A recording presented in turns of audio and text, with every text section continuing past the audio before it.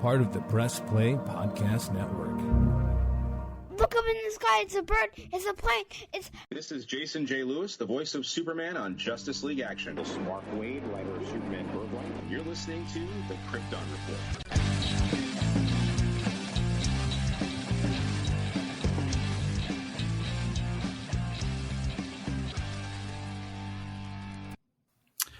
Welcome to the Krypton Report podcast. I'm your host, Tyler, the Superman in blue, and with me tonight is not that lovable man in all red with the cuddly cheeks that you just want to squeeze like Santa Claus.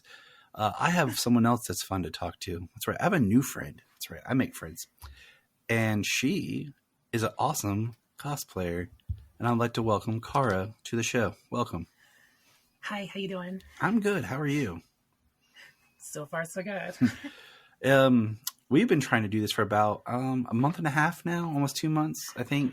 Yes. But eventually we just kind of said, you know what, wait till November, or we started in November. We said, we'll wait till January because December is crazy.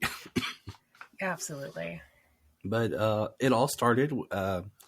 Kara here posted a picture. I've been following her for a while because I liked her cosplays, and it was a cool Supergirl costume that she had done. I'll let her talk more about it. And I was like, that's awesome. And then we just were chatting. And I was like, you know what? You should come onto the podcast and chat about it. So we're always happy to bring on lovers of the family of L. This does seem like the appropriate place to discuss that particular cosplay. It does. It is. But first, since you did do a Supergirl cosplay, you must love the character. Oh, absolutely. I mean, not just because, of course, that's my name, but which... You know, I didn't know actually until I was almost an adult, but eventually I kind of fell into the Supergirl TV show on the CW and just absolutely fell in love with it. How excited were you when they called her Kara? You know, what's funny is I came in really late to the fandom. Like, I think the show was on like its last season when I finally found it, just because of how life goes, you know? I understand life. So I'm kind of disappointed I didn't get to be part of like the whole journey, but it was a lot of fun. I just, because, when you get to share a cool name with a superhero, it's always kind of fun, like sweet. Like, my son, his name is Solomon. So like when we were watching Shazam, they're like, Wisdom of Solomon. He's like, that's right. That's right. Wisdom of me. And then it's one of those things like we joke sometimes about the whole name Kara thing because, my biggest Supergirl growing up was, of course, from the animated series where they called her Kara. And then on Smallville it was Kara. And then when Supergirl the show came, they were like Kara. I was like, huh? But then I was like, you know what? That makes more sense. And I was like, and then, they carried it into the Flash movie. And I was like, yeah, it makes sense. It works for me. Yeah, I don't know if that's like a more modern thing or something, but I'm surprised I didn't realize it was Kara in Smallville because I loved that show when that came out too. I think I fell out of watching towards the later seasons though, which I think is when she showed up. She showed up in 7. Yeah. So let's talk about your fandom. Like, you can talk about just geek culture fandom period, but like your connection with this particular, like with Supergirl and stuff, like where do you think it begins with you? Where does the journey start for you?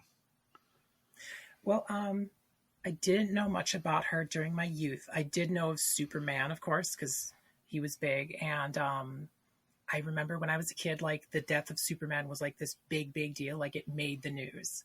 And I remember we were supposed to go down to like the comic shop and they were going to do like a special event for the death of Superman. And then of course my dad's car breaks down. So I missed out on that experience. Dang it, parents' cars. Exactly. And then, but gosh, I remember going down to the comic store because honestly, I grew up in a small town in Alaska and we didn't have like a lot to do. Well, that's exciting right there. We can unpack a lot. We had like a roller rink and a comic store, right? Were you like, hey, I grew up where the Fortress of Solitude is? Yeah, just about, right? So, yeah, I remember going to the comic store after the death of Superman and seeing the new comics that came out with like the Superboy and the Man of Steel and the Electro Superman. Oh, and the Cyborg Superman. That guy was kind of creepy. Yep. So, but then, you know, you grow up and you get busy with life and you're doing your job and all that fun stuff. And kind of fell out of it. And I remember it was like 10 years ago, we have this local Halloween 5K thing. And I have a friend who did a Poison Ivy cosplay. Ooh. And we were talking, and I was like, I wanted to do Supergirl for this run. And at the time, because it was 2013, like all we really had was like 1984 Supergirl costumes, or like the sexy Supergirl or cheerleader Supergirls. And like, I just did not care much for those costumes, and I just never did it. I just want to say, I just feel like as much as certain Supergirl stories are great, I don't really like a lot of the art where they made it like you said, like a cheerleading style, or really like over sexualized costume where it makes no sense. Yeah, exactly. So I just didn't do it then. Kind of, again, forgot about it. Life happens. And then I start getting into cosplay because I got big into the Star Trek community. And I start learning how to actually like sew and make my own like costumes. And so then it comes up again. And like, I finished watching Supergirl, the series.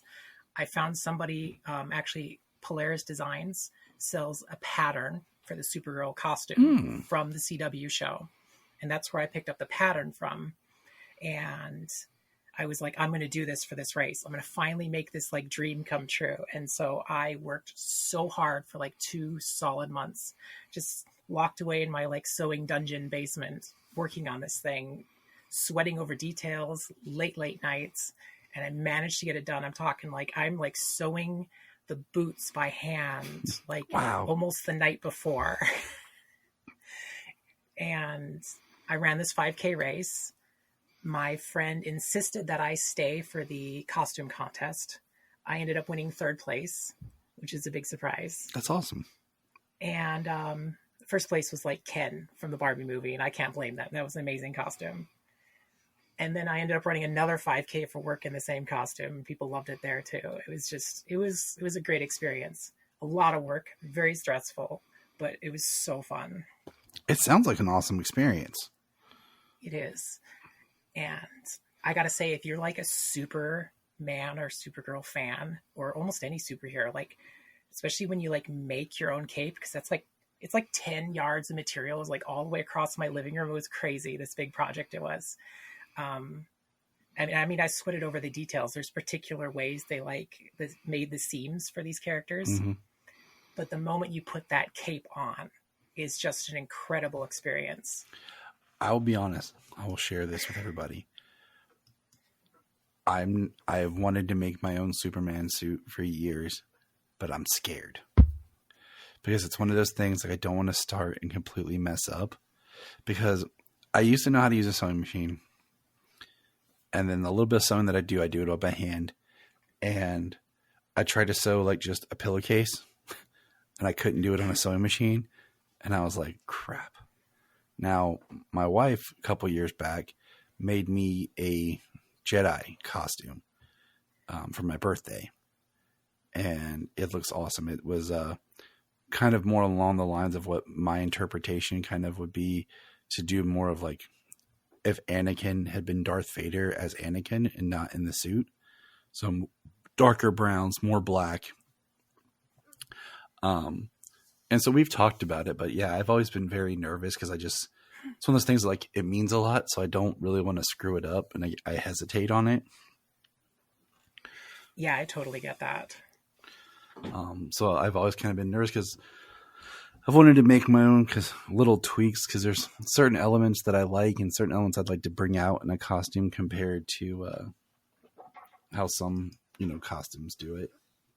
But I really liked and that was my daughter throwing a little fit because she's crazy. My little special Supergirl. Yes. So just talking about her, and we're talking about costumes. Back when we were living before we bought the house we live in now, there's a little video I made of her to the Supergirl music, just running because we lived out and there was like a cornfield behind the house, and I had bought her the DC superhero girls costume for Supergirl. And we did like a little photo shoot, just her and I playing and outside and stuff. So But what I was going to say is I really loved the Kara. You know, the her in the pants was cool, but I really liked the way they did the skirt costume on Supergirl. Yes. I thought it was just agree. a really cool way of doing that look and that style. So I really like when people pull off that costume. Yeah, it was a really great modern update. You know, you got that little extra texture like they put on modern superhero costumes, but it still really pays homage to like the origin, again, without being like overly sexy. But at the same time, I remember like the very first episode, they did this whole like costume try-on where they kind of got to play with some of the other style Supergirl costumes. And if anyone in your audience hasn't seen that first episode, like that is so fun. You almost have to see that. It is great because it throws back different like iterations of her costume. Like I don't know if you've ever seen one of the behind the scenes of one of the earlier Supergirl the movie costumes, where it was more based on the current comics where she looked more athletic. Have you ever seen it? No, I don't think I Okay, have. I'll find it for you. I'll send it to you. I'll drop it for you here in a second. It's I'm pulling up the pictures right now on your Twitter X, where it shows you making your costume. And Yes. it's really, I mean, it is a great looking costume. Oh my gosh, there are so many more pictures. I had to like select only a handful. She's like, there's like 30,000. I only picked 2. It feels like it. If you scroll through my phone, it's ridiculous. Yeah. See, here's one of you. And looks like for the race, you're number 273. Yes. So what was the race for? I believe it raised money for a local group, but I don't remember who because I think it changed since the first time I raced it. It used to raise money for like a father's group or something like that, but I'm not sure if that's still the case. That is something that my old job kind of did for the community. They would do like fundraiser type things like that, and I always signed up for it just because it got me off work for like 2 hours. But I always like to help a good cause too. So, Yes. so And there were so many people in the race. It was so exciting. And then I approached the finish line and I got announced, here comes Supergirl. And of course, after like, that gives you the energy to really push yourself and get that extra like burst of speed at the end. doesn't it make you feel good though? Like just in general, when people like call you like by your character or just in general, because like, okay, for today, I had to go to work and I had to go down to the courthouse to testify and everything. And, I have my messenger bag and like I'm wearing, just looking, nice and presentable. And on my messenger bag, I have a Superman symbol patch. And the one lawyer, I know her well, she goes, "Oh, Clark Kent's here." And it just kind of made me smile and feel good about myself, like kind of, puff up your chest. Like, yeah, I'm here. Feel good, Yeah. and like I'm constantly like, right now I'm wearing a Superman shirt. Like I always have a Superman shirt on. There's one shirt that I wear. And when I wear it, people will actually refer to me, "Oh, look, it's Superman." Just because it looks more, I don't know, it looks more customized than all my other ones is what my wife said. So it just always kind of makes me smile and feel good. And so, yeah. Yeah, that's fun. I have a couple of shirts like that too, just with the S on it. Usually identified as Superman, but same difference, right? It is. And see, I really try a lot of times, like, to focus on, like, I'm not a huge fan of when they make girl shirts that are pink with the Superman or super symbol on it. It's like, oh, it's Supergirl. I'm like, technically, no, the symbol's still hers. It's just who's wearing it is how you refer to it, because it is their family symbol. And that brings me back to like what the CW did with Supergirl is they found a way to do the symbol correctly, but with a slight altercation so that when you see it, that's Supergirl. Yes. And if you had them stand next to each other. And I really liked that. Like I really liked that I always like when they do a version of the characters, Superman or Supergirl, and they put a slight tweak to the symbol so that when you see it, what actor portrayal version it is. Yes. And I feel bad because Tom Welling never really got that in his version, and Tyler Hoechlin really hasn't got that either. But Supergirl on the CW, she did get that in a really great way. Yeah, it was so good. So, now you said you hadn't. We're gonna shift here in a few minutes because I do want to talk about your other big cosplaying love because I think it's dope. But what is it about the character that you like that made you want to cosplay? Supergirl. Was it something about the character? Or is it just like, oh, it's something people know, or is there something that really drew you to the character? Well, to be honest, the first time when I very originally wanted to do it in like 2013, it was just like, this is just fun. It's cute. I've always kind of had a connection to like the super, like, cause okay, I have a brother. Mm-hmm. And so my favorite color is red. My favorite brother's favorite color is blue. And so I would get like Superman, Supergirl stuff, and my brother would get Batman stuff.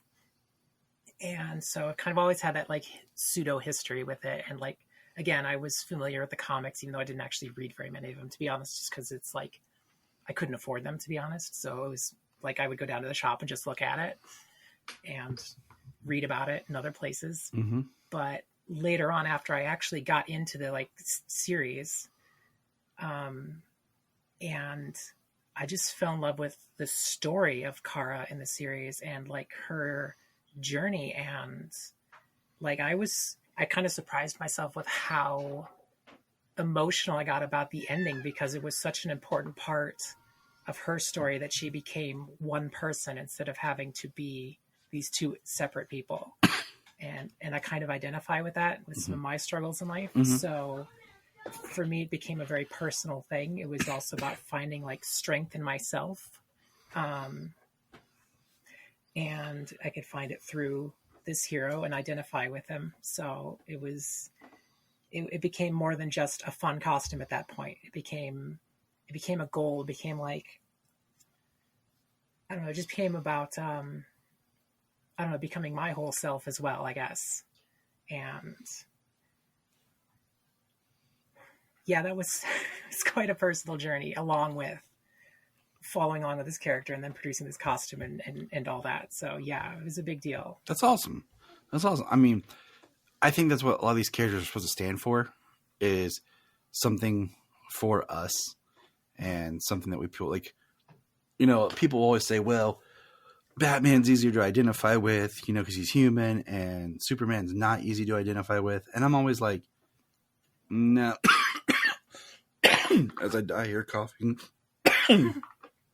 I always, yep. Ugh, pardon me. I'm sorry. I'm still alive, people. I'm still alive. I promise.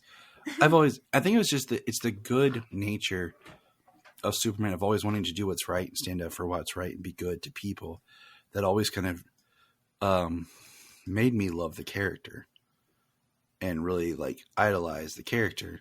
People will say, oh, you like Superman because of all the powers. And I'm like, well, the powers are cool. Okay. Don't get me wrong. But it's who the character is and why I'm drawn to the character. Yeah, exactly. Like for me, again, because like I said, I grew up in Alaska. So when I was like 18 or so, I moved down here. I live in the Chicago area now. And kind of like Kara did, I'm not an alien, of course, but it almost feels that way because I come from such a different place that the people around here don't understand where I came from. You talk to people, they have these bizarre ideas about like Alaska, this wondrous, glorious place that's completely wildlife. And it's like, well, that's not really true. And I can't even begin to describe what it's like to live there. And I wish I could, because I feel like it's an experience a lot of people would enjoy and learn from. So again, I similarly, I feel like I come from such a different life, a different world.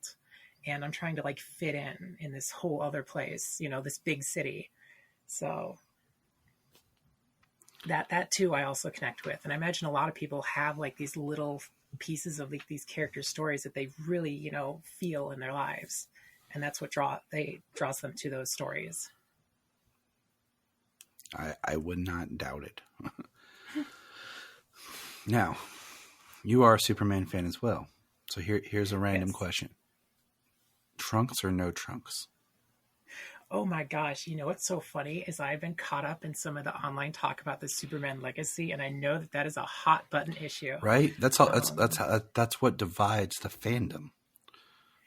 I swear. That is so tough because I do love some of the classic outfits, but like these newer ones, like with my gosh, I forgot his name, the Man of Steel version, Tyler Hoechlin's version, like they look incredible and they drop the trunks off. At the same time, I do love. Oh my gosh, I cannot believe I'm forgetting these actors' names. No, the one who is in Superman Returns, Brandon Routh. Yes, because he's so good, and I feel so bad for him. He deserves so much better. Yes, he did. Yeah, his I believe had the trunks, right? Yep. And yeah, and of course, you know, the original Superman Returns. Christopher Reeves. Yeah, just I don't know. That's tough. I can't make that decision. See, it is tough. I think my thing is I think the Henry Cavill suit always looked kind of interesting and odd to some people because the belt, you know, like there wasn't a belt per se. But then the Tyler's suits, they used the red belt style, which really helped and made it look fine. You know, I think for me, the trunks I feel are outdated. Like most people don't even know where they originate from and what they're supposed to be. And I just feel like it's not needed. Like nobody's fighting to put trunks back on Batman. Okay. Right. Yes. But for some reason, everyone wants to put them up on Superman. I mean, yes, they pulled it off with Brandon Routh really well on Crisis. But I feel it worked because of the whole style of that character there. But with Superman Legacy, I'm not sure what I want from that suit. In all honesty, I would be fine with no trunks. I would like the symbol back on the cape, but I like the way they did it in Krypton, the TV series, with the black symbol on the back. Interesting. Because I've never been a fan of the solid gold, like all yellow, all gold symbol, because it just looked kind of like, why is it one color? I can see that. But yeah, I mean, I'm interested to see what they pull off, what they bring out for the live action suit for that movie, and for the new Supergirl movie they're going to make. I'm very intrigued by that as well. Though I do admit I did enjoy Supergirl's portrayal in the Flash movie, for all its minor faults. I think one of the biggest sins that movie committed was they gave us this character, and then they did her a big disservice in the film itself with the idea promise to do something more in the future. Yeah. Kind of snatched that rug out from under us right at the end. And I don't like in movies where they like, hey, we're going to, do this a little bit with the character, but well, don't worry, in the future, we're really going to do something. Well, we never know if we're going to have that future. Yeah. So but I liked her suit in that. Even with all the blue that's in it, I think it still worked very well. Yeah, that definitely feels like it comes from a similar place as the Man of Steel suit, where it feels very much like a space suit, a big solid jumpsuit kind of idea. And that's cool in its own too. And the girl, again, I cannot remember these actors' names. I'm sorry. You don't have to apologize. She was pretty amazing as the character. Like she felt like powerful, but at the same time, she had this empathy for the people, and the way she went absolutely feral when she heard Zod killed Kal-El, that was so perfect for that character. It was, because I've come to really like the Supergirl character more and more when you get into the idea that this was a young girl who was given a mission, a purpose, yes, and that she was old enough to have lived and knew her home world, and then it's all gone. The only person she's left is her baby cousin. But then to come to find out that her whole mission for existence and purpose is gone. Yeah. And that's traumatic. He doesn't need her. She kind of needs him. But then after a little while, where does she fit in? You know, I think that's such a, it's a tragedy. Like, you know, in a way, Superman's character is defined by tragedy because of the inciting incident, right? But at the same time, the tragedy really doesn't affect him the way that other tragedy affects other characters. You know, he lost a whole planet that he never knew and a people he never knew. So he feels disconnected and not part of it. But Kara had all that and lost it. So that, you know, they find each other, and that's a strong story that I really appreciate from the different perspectives of when people tell the story. Yes. Now, do you read comics? I do periodically. I actually have on my nightstand a collected works of like Supergirl comics I need to get through, and a couple of Star Trek comic books as well. I did read the whole Doomsday series eventually when I finally was able to afford it. And then I have no idea where it went. I don't know if one of my prior relationships ran off with it or disappeared it. I hear you. I hear you on that, because I had some things that I had an ex-fiance who we had things we were going to move in together and everything. And a bowl box of my stuff went missing and got damaged. And yeah, we don't talk about it because it's energy, but yeah. And so now I'm trying to like replace it, and I don't know which version's the right one to buy anymore. So I just need to like find it in like a used bookstore or something, so I get the right one. That's a big thing for me. Is I love buying used books, especially like used trades. I just feel like there's I don't know, there's something about it. Like it's worn down, you feel good.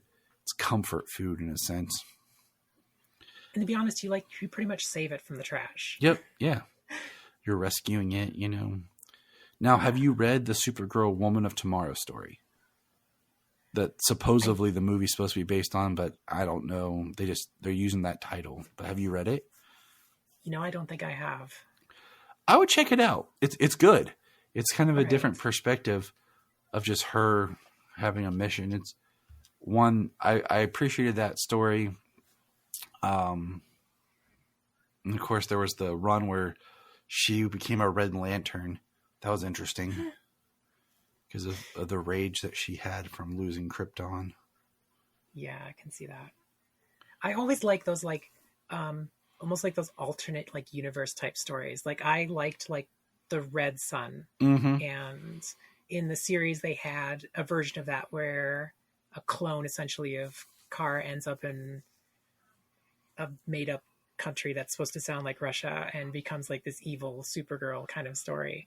Like those are fun to read. It's just a like, kind of like, it almost gives you a better perspective on a character by looking at them through a different lens. I agree.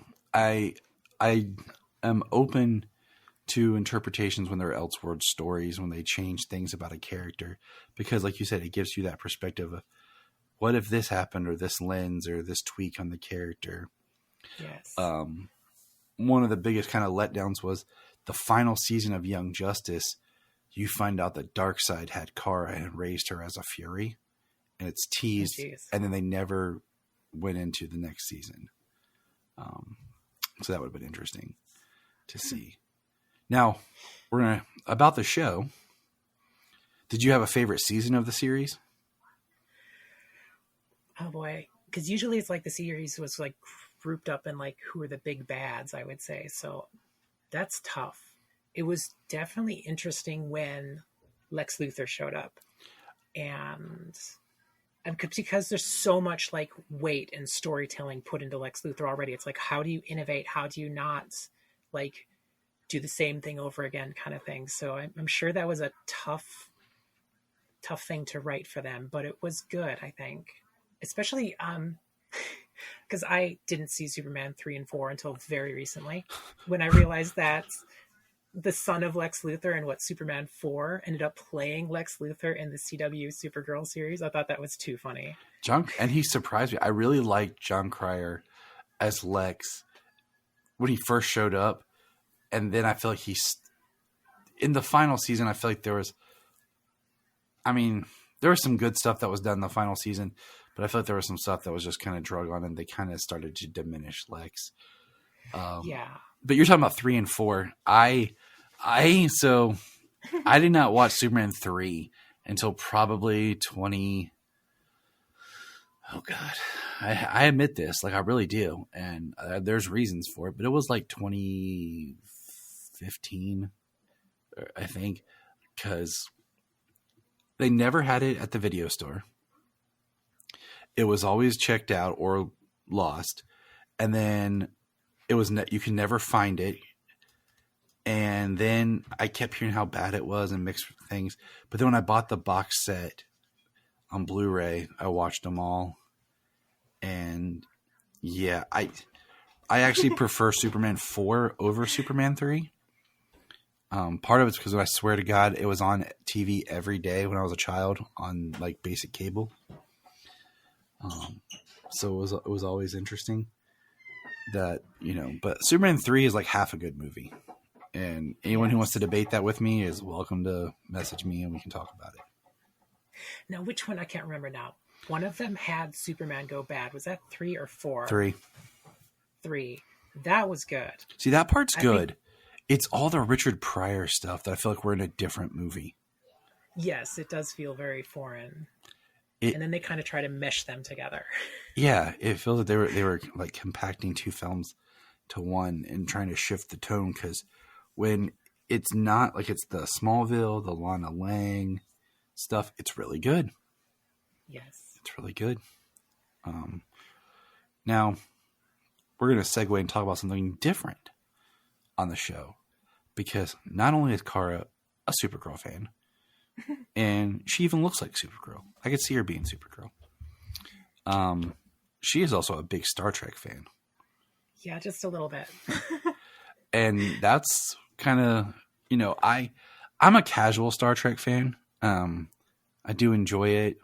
I was watching I just blanked. See, now I'm blinking. The one with Anson Mount as Pite. Strange New Worlds. Yeah, Strange New Worlds. I watched the first season and I just didn't watch the second season yet. I was enjoying that. But so with that, I see that you have a lot of different Star Trek cosplays, and they're all great. First of all, oh yes. What was what got you into cosplaying first? Let's just start there. It was definitely it was a big part of that was being welcomed into the Star Trek community. It was something that was a big deal when I was a kid, because again, and I hate to keep going back there for content essentially, but growing up in Alaska, we didn't get a lot of TV channels. So, because literally the mountains would block the signal. So, one of the channels we did get was, I believe, NBC, and our family would actually get together and we watched like the Next Generation's new episodes when they'd come out. And I think that was on Saturdays. And so it was one of those things that we did as a family, and I could talk about it with my friends. And then, at some point I somehow managed to get involved with the, collectible card game. Like, that was fun to collect, was all these cards with Star Trek characters on them. That was supposed to be a game that I think I've only played like twice. And I was a fan throughout most of high school. I remember when the UPN came along, that was a huge deal. I could actually get that channel. It's one of the first shows I watched on a TV in my own room when I got given the family's old, and I'm talking, this TV had a UHF dial. Yes. This is an old thing. Hey, that was my first TV. It was a small TV, but it had a UHF, and it was the coolest thing ever. Yeah, just a big clunk, clunk, clunk to switch channels. You couldn't change it. You couldn't change the channel without waking up the house. Yes. And I had to tweak your rabbit ears just right to get those channels. So, rabbit ears, kids, were these metal things that poked out the back of the TV that you had to turn to pick up the analog signal in the air before they switched it to a digital signal. Yes. Good old days. Sort of. But yeah, and Voyager came on the air in UPN, and we got to meet Captain Janeway, and having a woman captain was such a huge deal. But again, then I I got out of school, I moved to Chicago, I kind of fell out of the fandom. Star Trek kept going for a while, and it wasn't until, oh gosh, it was like 5-6 years ago, I discovered a box of my Star Trek cards, and I started like exploring those again. And now you can now I'm a full grown adult, and I don't have to buy just like the simple little booster packs. You can go on eBay and you can buy an entire box of them. And so I had some fun trying to rebuild a collection a little bit, and found out about Twitter, and that there's a Star Trek like whole land of this going on Twitter. And I think the first account I found was like the real Gold Ducat, where he'd like make fun of like politics and stuff through the perspective of this Cardassian administrator. And then I started to explore like playing these like fake characters. And then eventually I started to make an account for like myself, and I met some friends, and it all started like literally with like one hoodie I got first. And then I got like one uniform and had fun, and people like really liked the, other people partaking in this. And I guess my pictures were fun and goofy. And then it was another and another, and now I have an embarrassing number of Star Trek uniforms in my storage room over here. There's no such thing as an embarrassing number of anything in fandom. I have a ridiculously amount, like almost every t-shirt I own is a Superman t-shirt.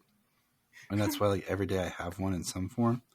So don't even get me started. You love it. You praise it. You rock it. Okay. You do not have to be ashamed of your fandom on this podcast. That's good. That's how we roll. Okay. It's funny because I had a family member who was like, why do you buy those things? You only get to wear them once or twice. Like, you know what? You'd be surprised how often I get to wear these things these days. You're like, you know what? I go home, and when I come home from work, I slip into this.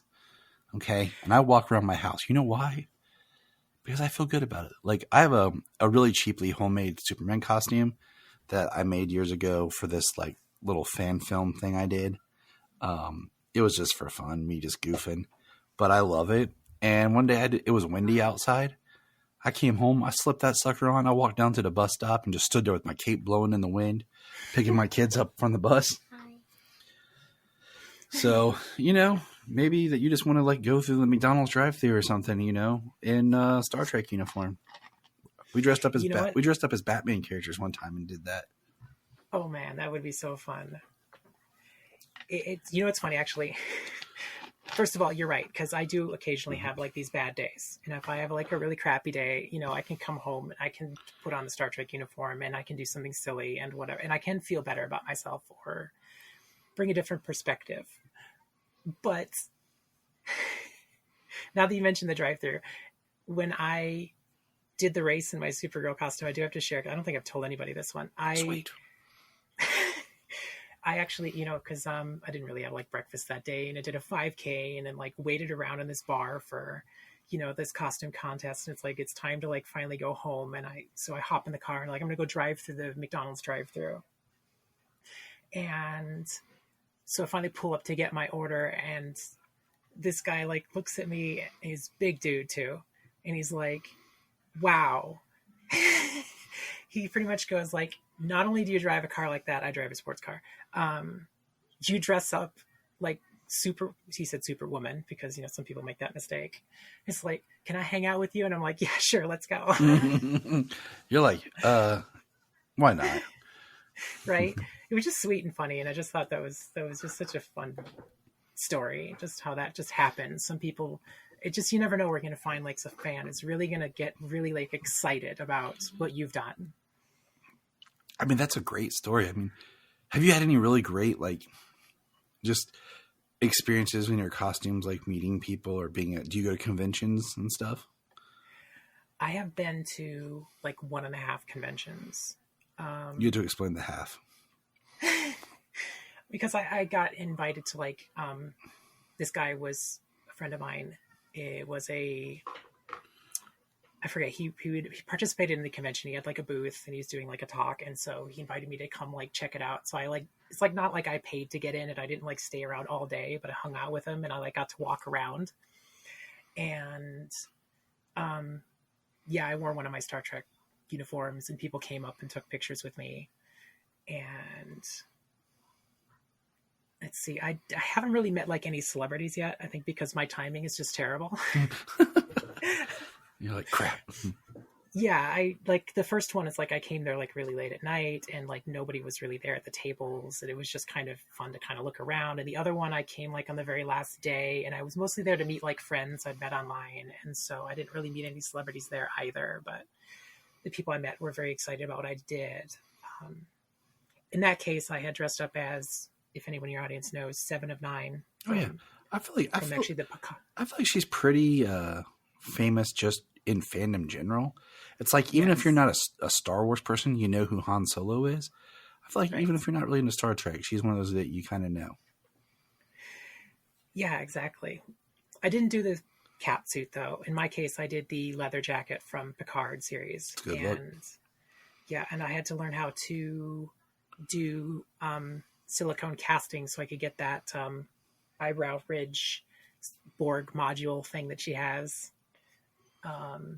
So that was an experience. I'd never really worked with silicone in earnest like that before. That was a lot of experimentation, but I think it pulled it off pretty well considering I have no experience in that area. Hey, it's awesome you tried. I mean, I bet you did fine. Yeah. It's actually one thing I was terrified about when I did the Supergirl costume, because, you know, some of them, when they do the House of El Crest, especially on like the new Superman costumes, they like cast the entire S from urethane, and that is another substance I've never worked with, and I was terrified I was gonna have to figure out how to do that. Fortunately, a guy I know through the internet told me that somebody he knew who worked on the show said that the S's on the Supergirl costumes were for the most part screen printed, so that kind of took some pressure off.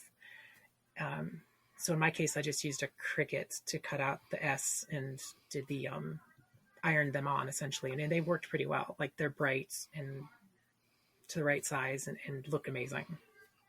I mean, yeah, it does look, your costume does look amazing. I was looking at some of your photos here on your Twitter. I still call it Twitter because I just feel weird saying X. Okay, be honest. Yeah. And I really do like the blue that's more from the more modern movies, just because I like the texture of the blue. And blue's my favorite color. I think it looks awesome. Not saying that your red and your gold don't look awesome as well, but the blue is really good. I went through a lot of different, I did a lot of research to try to get hopefully the right blue and the right, like, kind of like tone. One of the things I did end up doing is, I guess they made a very limited run of Supergirl hoodies for Hot Topic. And we're talking, these are not Superman. They're literally as like a Supergirl, because even the tag says Supergirl for the CW on the back of the hoodie. And I managed to get one of those used on eBay, which smelled like smoke. Don't worry, there's Febreze. Exactly. But I wore it into Joanne Fabrics, and I compared, like, actually, I have pictures somewhere where I held it up to a variety of fabrics to find like the right, like, spandexy fabric that seemed to be in the right tone of blue. Because there are some that were much brighter. You know, there was some debate over whether the red in the cape was too bright, but also there's only a certain amount of like faux leather fabrics that they have available. So you kind of have to work with what you can get sometimes. So I'm hoping I did a decent job, but someday there's a company called Parallel Life Studios, and they make like the legit, like, screen printed fabric, because the newer costumes have like this, I want to say silicone almost like texture to it, printed on top of it. A lot of superhero costumes have this, and they can actually do that. And so someday I want to actually purchase the correct stuff, but it's like something ridiculous, like $45 a yard. It is very expensive, and it has to be shipped from France. So you're like, you know what? I like my costume, but not that much. I want to be able to wear it and not feel like I'm about to fall apart. That's the thing. I actually discussed this with a friend who actually worked in Hollywood on the Blade movies. Nice. I found out. And he's like, if that's going to make you happy, just do it. And I was like, wait a second, I'm going to run a 5K in this. Do I really want to buy $45 a yard fabric to then get all sweaty running in a 5K? It's like, that's probably not the best idea. Yeah. You're like, this is my Supergirl for costume for when I just want to stand around and look good and take pictures. This is my Supergirl when I have to go outside. Exactly. And I did build it with the intention of this. I had to move in. It had to survive, like taking this punishment. And it did. I'm very proud that it did. The cape attachment in particular was very challenging, but I pulled it off. And let me tell you, if you think running a 5K is hard, try doing it with about like 5 pounds of fabric hanging off the back of your neck. I always love talking to people who do cosplay, who make their costumes. I mean, nothing against people who buy them, but I always feel like there's a cheapness to like, oh, that costume was great. Yeah, I bought it here. Oh, yeah. Well, I feel like with cosplay, like, you know, making your costume, there's a connection that you have to, you know, just to it, like to the the costume, the process. It's like a work of art. And it's a lot of work. I mean, I admit a lot of my Star Trek costumes are purchased, and they're still plenty fun. But yeah, the ones that I've made, I have a special connection to. I mean, like I said, there's nothing wrong with that. It's just nice when, I mean, you can go back and forth, whatever, you know what I'm saying? Like, but there's always, like, there's this one cosplayer I was talking to before, and everything she had was bought. And I was like, that's cool, you know, but there's always something more interesting when you have your connection to it. I mean, to be honest, some people do amazing stuff with bought stuff. Like even my 7 of 9, a majority of the pieces are bought, but it's a matter of collecting them, putting them together, you know, how you know, make a costume out of these various pieces. For example, there was one point when I was like, I'm not sure if I'm gonna have the time. So I purchased a bodysuit, like just in case I didn't get the proper one sewn. I ended up not using it, thankfully. Because it didn't have, for example, one of the details I really wanted was the thumb holes, which I feel like are important. Mm-hmm. But if it came down to the last minute, like I would have been able to throw the S on that and go. But I'm glad I didn't have to. Now, with Star Trek, what got you into Star Trek? Like, what was the first Star Trek memory you have? Oh my gosh, my first Star Trek memory was as a kid, like, it would be on after school, like the original series. And actually one of my first memories is being terrified of one of the characters in the end credits, like this like green creepy alien face guy, which if you're a Star Trek fan, you know that's Baylock's creature. Like I remember that. I don't know. I think my dad used to watch it, but I don't have particular memories of actually sitting down to watch it. But he's also kind of terrible. He would not sit down and watch things. He would turn things on and then he would leave the room and go smoke.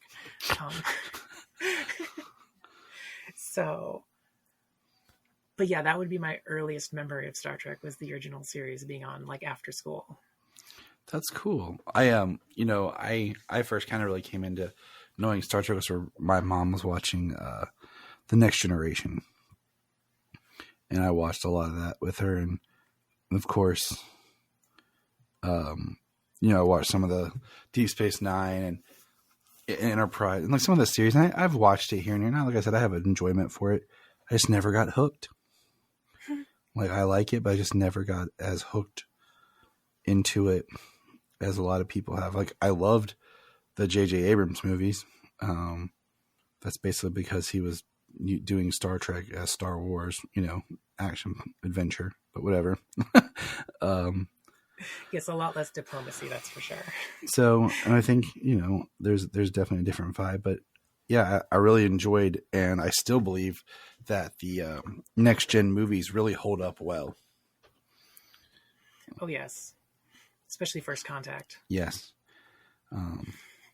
So I enjoy those very much. So. Well, I talk about it all the time on my Twitter. So yeah, I'm just kind of scrolling through it because I was just really enjoying like the variety of Star Trek uniforms you have, and like one thing I like is each when you do the different colors representing the different factions, you've done them in different styles.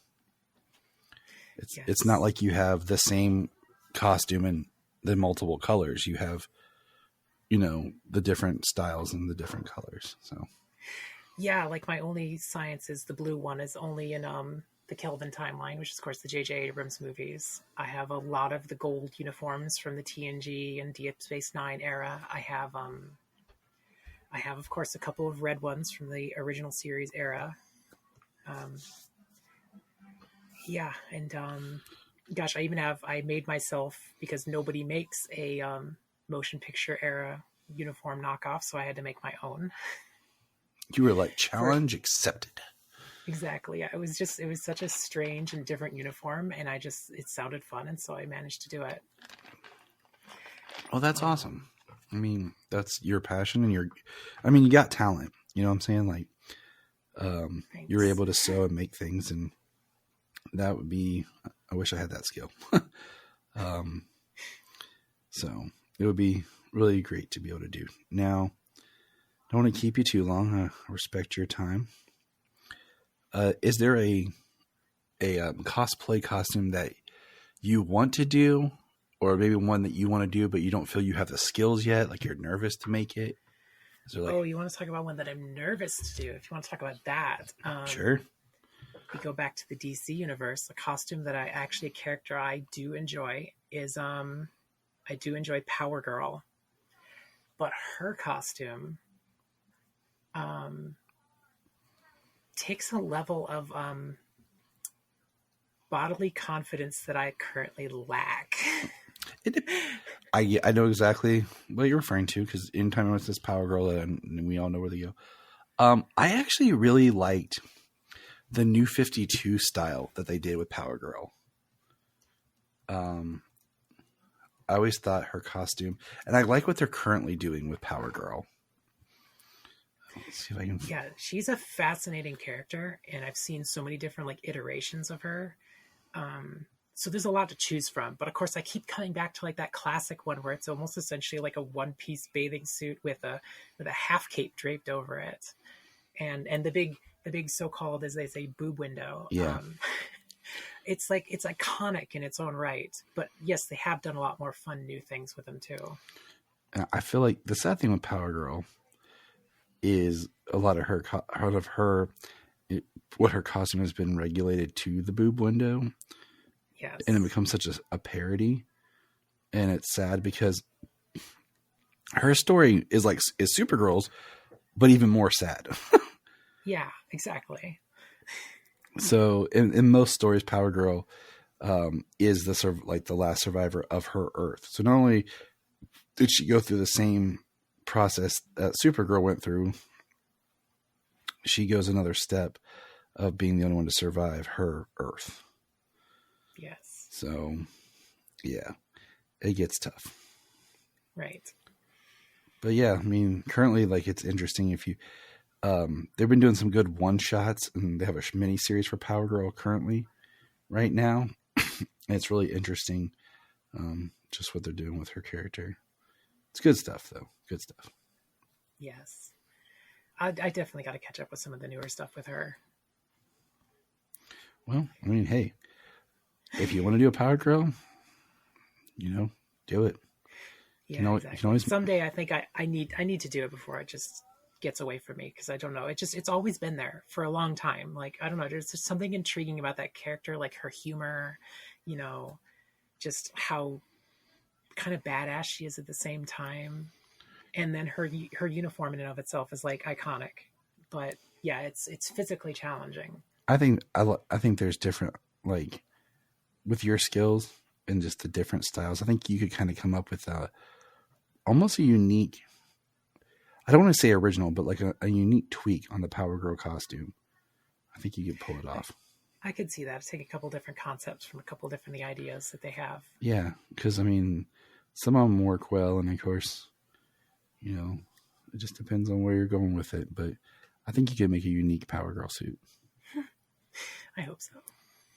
All right. Well, for those listeners who are interested in your costumes and checking you out, where would you turn them on social media to follow you? Gosh, my primary place is you can find me on Twitter.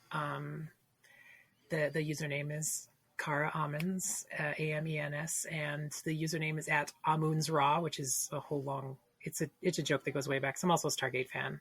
Who's not? I was talking. Side note: my son has become a Kurt Russell fan. Oh my goodness! Because he watched this year, like he just kept watching the Christmas Chronicles, and where he and I are watching Monarch. He's asking like, what other movies does Kurt Russell and Dad that I can watch? And I was like, well, there's Sky High that we watched. And then I'm like thinking, oh, that's a good one. And I'm like Stargate. I'm like, that's a real good one. So I think we'll be watching Stargate again here soon. And when I was a kid, Backdraft was a big deal movie, partially because I got family from Chicago. And now I know people in the fire service. So it's like Backdraft is still such a great movie. Is a great movie. I made a comment about that the other day. We were watching something and somebody like pulled a door open and exploded. I was like, have they ever seen Backdraft? I'm like, that's one of those movies I saw as a kid. I'm like, I saw that as a kid. Like, Okay, now quick story. Mm-hmm. Again, because I'm here in Chicago and I'm in the fire service. There are guys who were firemen who were actually in the movie, and some of them still get residuals from that movie. That's awesome. Like a couple pennies a year or something like that, including, I think, my boss knew the guy who was at the very, very end of the movie who needed help getting his like jacket buckled up. Like his one line got him like residuals for like 40 years. Yeah. If you have it's interesting. If you speak a line in a film, you immediately go from a day player or background actor to a character. Yep. Just one line of dialogue. And that changes your whole pay bracket. It's crazy. Right. Get those residuals. I know all about that. I can tell you a story off mic. All right. So we're following her on Twitter. She is one of our friends that we follow on Twitter. So if you can't find her directly, just jump over to us and you can find her there. Any particular pictures, anything you want people to check out? Anything else you want to plug? Gosh, I don't know. I mean, I have a Ko-Fi for donations, but I don't push that very much because I know everyone's in need these days. But it's helpful sometimes. I've occasionally had somebody who's like, I'll be like, oh man, this uniform would be so cool. And then somebody like send me some money for it. It's like, I don't even know how it's like, it just gets me very emotional because I don't know how to thank them properly. I feel like it's like, this is just a silly thing I do. I don't expect people to actually like send me money. Come on. Yeah. I'm just doing this for fun, but it's really sweet and I really appreciate it. So I want to say thank you to all those people who have, otherwise, yeah, I'm mostly on Twitter. I'm definitely not on Threads. I'm kind of on Blue Sky if anybody's there. We're on Blue Sky. I never post. I haven't figured it out. I just signed up for it. Yeah, I need to be better about cross-posting over there or just being there in general. But yes, I do exist over there. And yeah, I don't know. I have like a YouTube channel that I keep meaning to like put content on. But I still haven't. So it's hard for me to say that you should go check me out there because there's nothing there yet to look at. So follow her on Twitter. And then when the other stuff posts, you'll find out on Twitter and you can go check it out there. Definitely.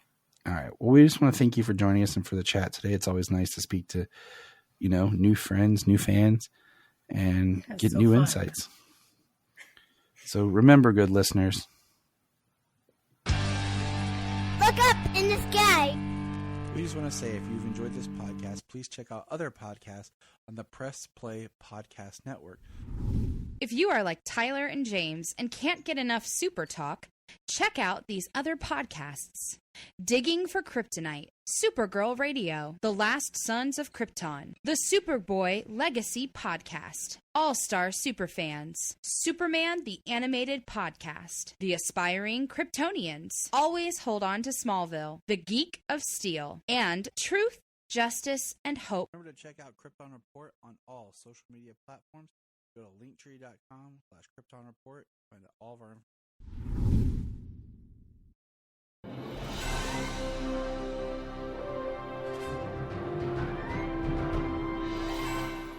What's up, everybody? Chase Smith here from the Chase Smith Podcast and Cavs on the Break NBA Podcast. And I'm JD, host of the Hyman Podcast, part of the Press Play Podcast Network, and we are super excited to bring you a brand new show starting next Tuesday, the Fanfare Podcast. The Fanfare Podcast is all about your favorite movies and our favorite movies and the best moments in cinema.